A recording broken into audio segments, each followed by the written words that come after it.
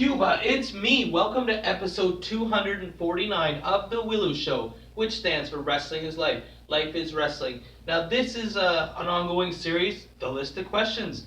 I go on social media, I ask anybody to ask me any question that has to do with wrestling, and I will answer them all as best as I can. So here they are in the order they were asked. The first one, excuse me.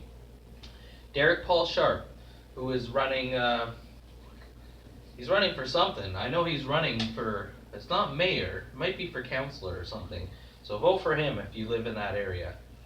What area? I don't know. I know, but I have to check it. I don't remember.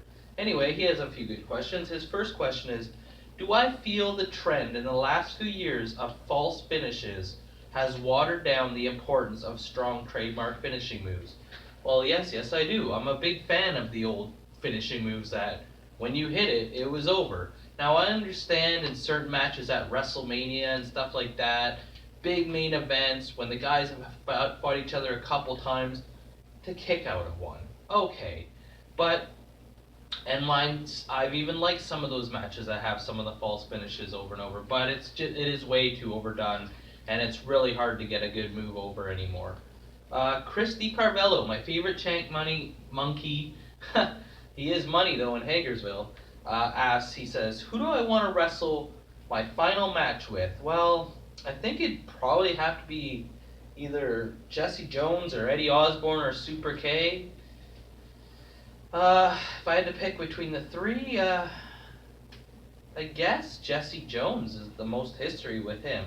If there was one rivalry or angle, this is from Chris again, in PWA that I wish I was in or had gone better or done differently, which one would it be? That would have to be the first time I run the Pure Wrestling Championship in a 2 out of 3 falls match against Eddie Osborne. And unfortunately, due to personal problems and whatnot, I wasn't able to enjoy the title reign or defend the title or go along with all the plans that I had in my mind for it. So it'd have to be that one. Would I have any reservations, from Chris as well, or concerns if my son wanted to be a wrestler? I just want him to be happy and follow his dreams, and if that was his dream, I'd want him to do it. I'd just support him in anything he loves, which is what I always wished for myself. Okay, so let's see, now Braden Austin comes out of the woodwork. He says, who is a dream opponent out of anyone on the indie scene in Canada or the US? I would definitely say Joey Mercury. He's got an incredible mind for the business. I would love to wrestle him. And he says also, what do I think about the career of Jimmy King? I feel Jimmy King really didn't get what he was deserved. He did take quite a few years off and when he was in his prime, so that probably hurt him, but he's just an incredible person. I loved wrestling him. I'm glad I got the chance to wrestle him so often. And I just don't think people realize how good he is and that he should have got more opportunities presented to him. Then Derek Paul Sharp decided to pop back in again, and he says, when I retire, what role would I envision for myself if I stayed involved in pro wrestling? It would be really hard for me to stay involved in pro wrestling. I mean, I do love wrestling, but as Geza told me the one time, he's like, if you're not wrestling, what's the point of coming to the show? Like, it makes you so jealous and wish that you could be doing it, and you get that adrenaline when you're wrestling. I would love to train people, but I don't see how anyone would want to be trained by me because I don't have the resume that other people do. But I'd probably like being a commentator, but I don't know if I would get involved. I'll wrestle till I die. How about that? Braden Austin back. This kid likes attention. He says, if I could face any recently released WWE superstar, who would it be? Now, to my knowledge, I only know of Emma and James Ellsworth and Derek Young. I think that's all of them that I know of. So I guess out of the three, James Ellsworth would probably be the best matchup against me. We're similar body types. He knows how to be entertaining. I think it'd be an entertaining match. All right, let's go to page 2 here. The next mayor of Inglehart, Jess Redden, says, which one independent wrestler and one professional wrestler do I wish never existed and why? Now that is probably the toughest question I got. I would never want to wish that someone didn't exist, but I guess what I'm assuming referring to is I wish that they never got into the business. For professional wrestler, it'd have to be Chris Benoit because of what he did. We can't celebrate his career and all of his accomplishments, and so it's like, what's the point of having a great career if there's such a big asterisk on it and we can never celebrate it? So I'd have to say Chris Benoit. As far as independent wrestler, man, that's a tough one. I mean, there's a lot of people that I wish didn't become a wrestler, but I don't want to be that guy. I don't want to. It just seems so harsh. So I would either say that Buck guy, that Buck Zumhole or Zumhole for whatever, the guy that was like a pedophile and molested a whole bunch of people, or that Steel Horse guy who called the cops on the guy because he felt he was too rough with him in the ring, or Elian. I have no regrets, mind you, but if I could do it differently again, I probably would do a different character than Elian, and I would have gone about it differently. And then Derek Paul Sharp decides to 3 times the charm, right? He says, before wrestling, did I ever do backyard wrestling, e-feds, fantasy booking, any of that kind of stuff, etc.? Yes, I certainly did. I did backyard wrestling, and that is how I met Eddie Osborne. And now here comes Lefty Grivet. He says, do I regret anything that involved wrestling? Like a crazy move, match gone wrong, or something like that? No, I don't like to have regrets. I mean, obviously, if I could go back in time, there's a lot of things that I would do differently, but I just choose to be positive and just whatever happened for a reason. But I will say, if I only knew then what I knew now, right? And then Rory McAllister finds a loophole in the questioning, so I'm going to read it. He says, have I ever wiped so hard that I busted through the toilet paper and had my fingers slightly penetrate my butthole and instantly had a flashback of a long-forgotten uncle in wrestling? Well, unfortunately, no, not in wrestling have I ever had that happen, and it definitely wasn't an uncle when that did happen. But I usually generally don't wipe my butt in wrestling, but I appreciate it, I love you, man.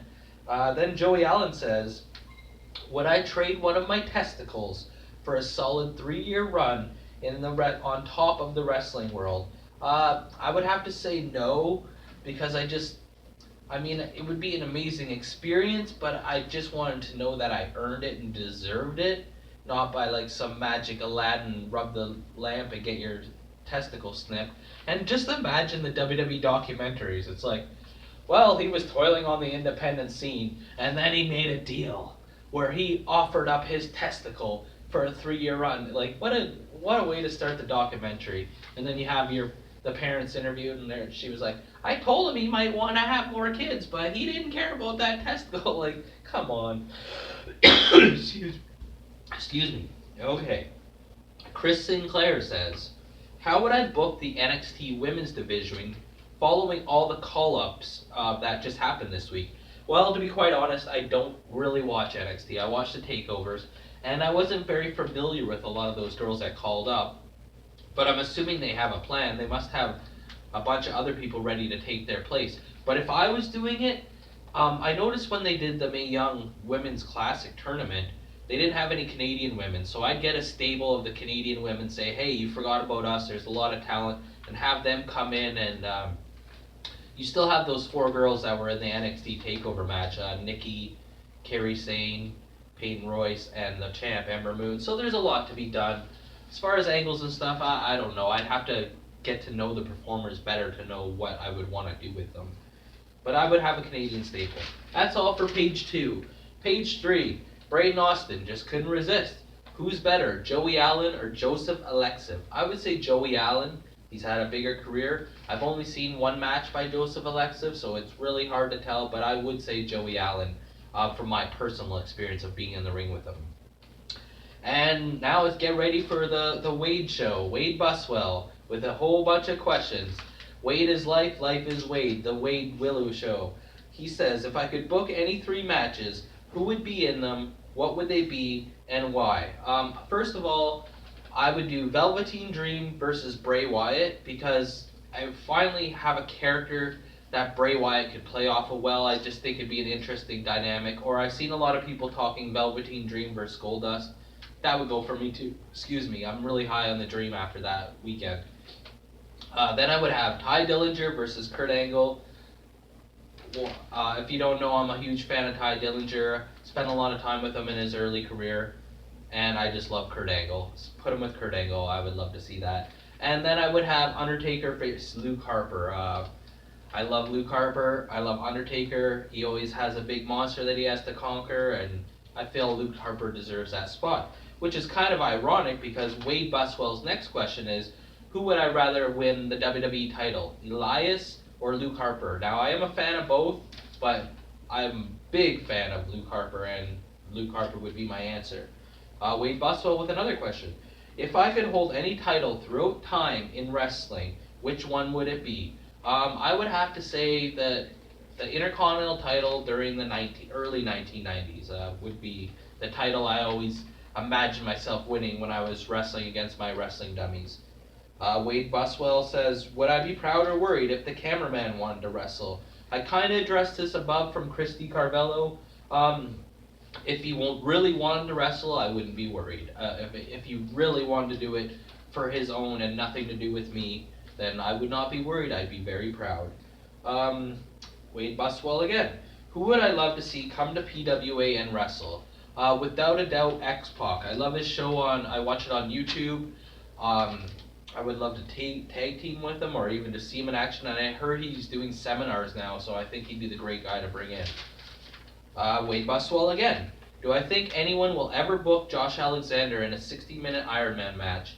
Well, I really hope someone does, because I'd enjoy to see that. And yes, I think someone will, because eventually the opportunity will come up right, and the story or whatever, or maybe they don't want to book a lot of guys on the show, but yeah, I think it's going to happen eventually.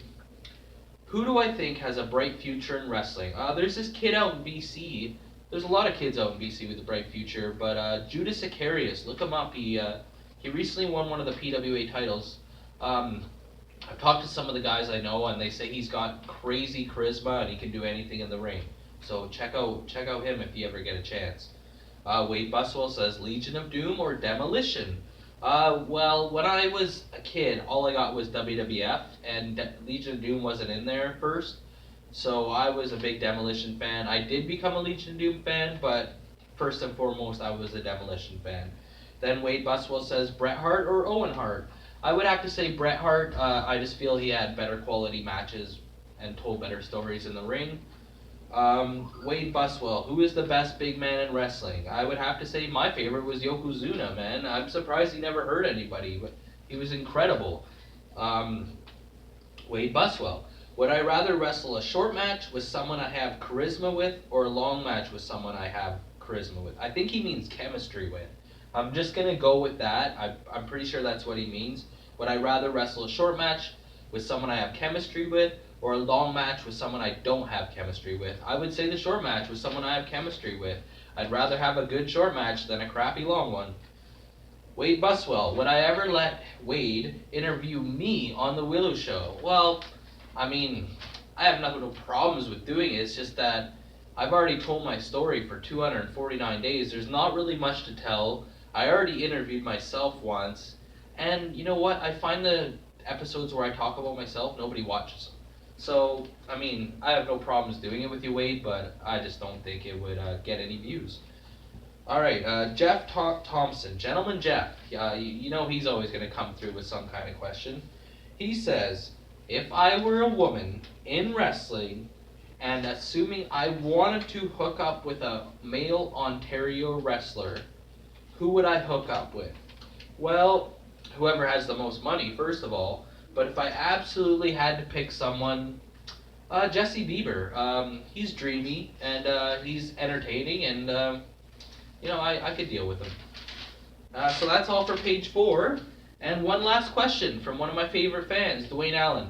Past or present, who would be my dream tag team partner and why?